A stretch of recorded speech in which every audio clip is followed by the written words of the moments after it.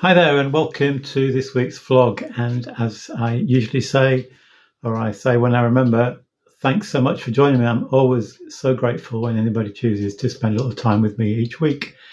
So, if you watched last week's vlog, you may remember that I mentioned a book that I was in the process of reading. It's this book. It's called To a Different Drum, and it's got a subtitle, An Adventure of Radical Obedience. It's written by a lady called Pauline Hamilton, and the book begins in quite a shocking way, really. Pauline Hamilton, as a young woman, jumps in her sister's car, races away from home, and mum is calling her back, but she ignores her mum, and she's got one desire, and that is to drive fast. There's a hairpin bend on that route. She wants to reach there, not slow down, go off the cliff. She wants to end her life. It's come to such a terrible situation. Pauline Hamilton was quite a rebellious young woman. She was into drink and drugs. She'd been diagnosed with tuberculosis. Her boyfriend had left her to run off with her best friend, and she'd been dismissed from medical school where she'd been studying. So life had got unbearable. And that was her intention. But just before she got to that hairpin bend where she would have driven the car off the road, there was a blowout, a tyre blew out, and she had to stop the car. And somehow God spoke to her in that situation. She believed that God intervened in that situation and saved her life. And miraculously, she became a follower of Christ. She went on, it's a bit of a long story, but she went on to study for a PhD in physiology. She became a researcher and then a professor teaching. At the age of 32, she felt God calling her to China, and there was obstacles on her way, but she persevered. When she got there, she found it a real struggle to learn the language.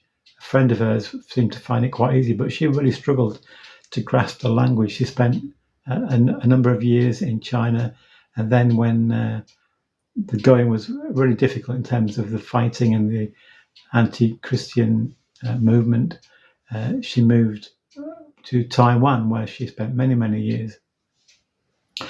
Now, she didn't pull any punches in this book. She talks about times when her life was threatened, someone was trying to kill her, times of illness, paralysis, financial problems. On one occasion, she was robbed when she had her wages had just been given to her, money for a conference that she was planning.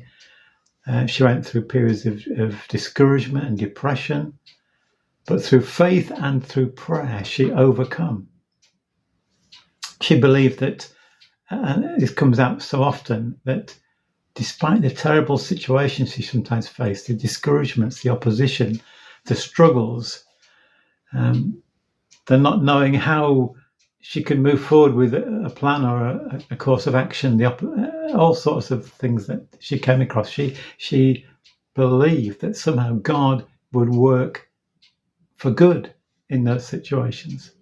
As St. Paul writes, didn't he?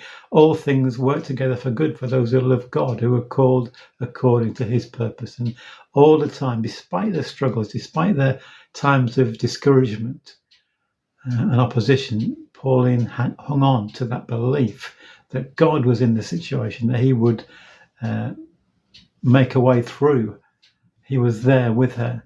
And sometimes there was miraculous provision when she just didn't know where the next meal was coming from or the finance to pay for this or that. God, time and time again, miraculously provided through different people and different situations. So it's a wonderful story of faith in adversity, triumph. And towards the end of the book, she writes how, still in Taiwan, thinking about possibility of the future, she's told that she's got terminal cancer, that she's given a very pessimistic diagnosis. She's got just weeks or months to live. And she describes how even in that situation, she felt a tremendous peace. And the doctor even said, "Do you understand what I've said?" Because she was so peaceful following the diagnosis. She said, "Yeah, but I'm trusting God. God has got my life in his hands. Why should I be worried?"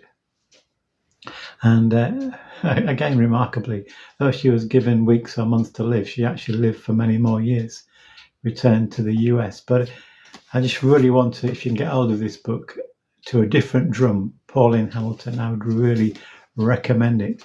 And it's such an inspiration, isn't it, that someone who committed her life in such a big way to the Lord Jesus, despite all that she faced, God didn't deliver her from hard times, but was there with her in it. Now, there's one little quote towards the end of the book that I want to read to you.